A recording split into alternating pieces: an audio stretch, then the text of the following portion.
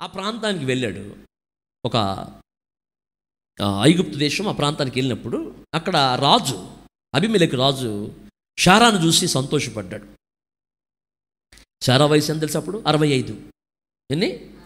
ఆ 65 ఏళ్ళ శారాని పెళ్లి చేసుకుని రెడీ అయిపోయాడంటే ఇక ఆమె ఎట్లుందని ఇప్పుడు నాకు ఆలోచన పడింది. ఎట్లుండాలి? ఇప్పుడు మీరు 25కి 65లాగా ఉన్నారు.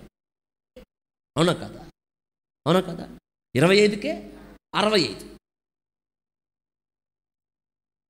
మరి ఆమె 65కి ఎట్లుంది? 25లాగా ఉంది. వాస్తవానికి వాళ్ళిద్దరూ భార్యాభర్తలని చెప్పలా. వాళ్ళు ఏం చెప్పారు? అన్నజిల్లని చెప్పారు. ఎందుకంటే ఆ దేశంలో భర్తను బతకనివ్వరు, చంపేస్తారు, ఆమెను స్వాధీనం చేసుకోని చెప్పేసి అట్లా చెప్పుకున్నారంటే. అబీమెలెకు ఆమెను పెళ్లి చేసుకోవాలని చెప్పేసి ఆమె రహస్యంలో బంధించి అబ్రహామును పక్కన పడేశాడు. అబ్రహాం దిగులు పడినట్టుగా ప్రార్థన చేసుకున్నట్టుగా ఉంది బైబిల్లో. ఏమైనా పట్టించుకోవట్లేదు అసలు. వెళ్ళిపోతే పోయిందనుకుంటాడేమో. ఏమంటే చెప్పండి, పోతే పోయిందనుకోండి. ఒకసారి ఒక అన్యుడు భార్యను తీసుకొని యెరూషలేం వెళ్ళాడట. అక్కడికి వెళ్ళండి.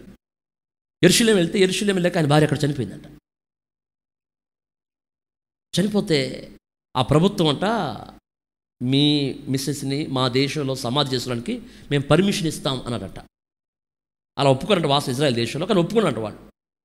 అప్పుడు ఇతనంట ఎన్ని లక్షలు ఖర్చు అయినా పర్లేదు, ఈమెని మా దేశమే తీసుకెళ్ళి పూడ్చిపెట్టుకుంటున్నాడు.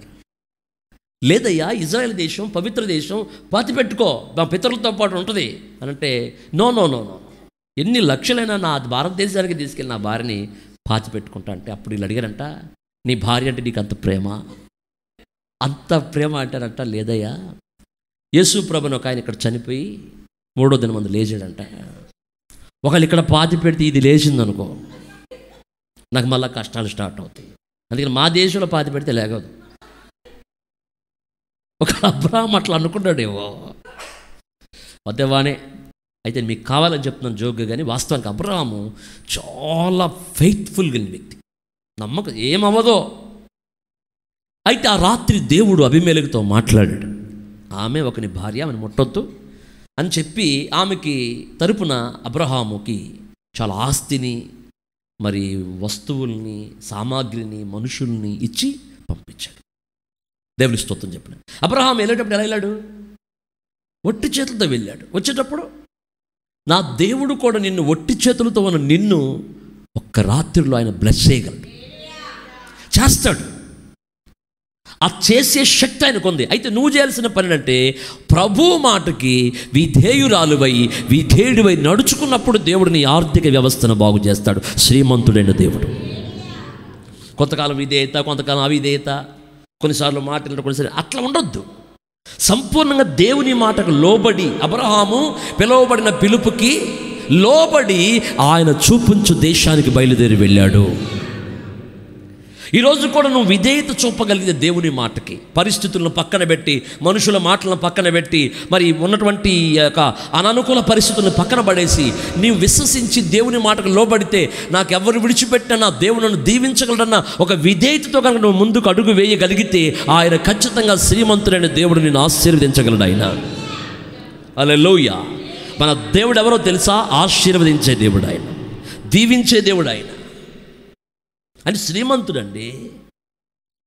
ఈ లోకంలో పేదరికంగా ఎందుకు వచ్చారంటే ఆయన జస్ట్ ఆయన ఒక మాదిరికరమైన జీవితం కొరకు అట్లా వచ్చాడు.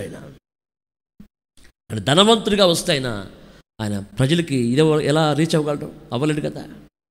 అవును కదండి. నా దేవుడు అందుకేనే అందరి యొద్దకు ఆయనే వెళ్ళాడు. That is real ministry. మనుషులను మన దగ్గర తెప్పించుకోవడం కాదు, మనమే వెళ్ళడం. అందుకే ఆయన సింపుల్ సిటీ యేసు ప్రభు వారి జీవితం చాలా మామూలుగా జీవించాడు, సర్వసాధారణంగా జీవించాడు. రథం వేసుకొని తిరగలేడు ఆయన, గుర్రం మీద తిరగలేడండి. ఒక సమరస్త్రీని కలుసుకుని 30 కిలోమీటర్లకు పైనే ఆయన కాలినడకన ఎండవేళ ఆకలైనా దప్పికైనా అలసిపోయినా ఆయన నడుచుకుని ఎందుకు వెళ్ళాడంటే ఆయన సింపుల్ సిటీ తగ్గించుకొని ఒక సామాన్య వ్యక్తిగా ఆయన వెళ్ళాడు. అంటే భూమి మీద పేదవాడేం కానీ ఆయన పరలోకంలో ధనవంతుడే. జ్యోతిర్మయుడు దేవుడు ప్రతి ఆశీర్వాదాన్ని మనకి ఇస్తాను బైబిల్ చెప్తుంది. అలా చెప్పండి. ఈరోజు ఇంకా మనం పేదరికలో ఉంటున్నాం, కాస్తంత బ్లెస్సింగ్స్ దూరమైన ఆర్థికంగా ఇబ్బంది పడుతున్నాడు చెప్తున్నా, ఎక్కడో అవిధేయత మన జీవితంలో పనిచేస్తుంది. ఎక్కడమ్మా? ఎక్కడో అవిధేయత మన జీవితంలో పనిచేస్తుంది.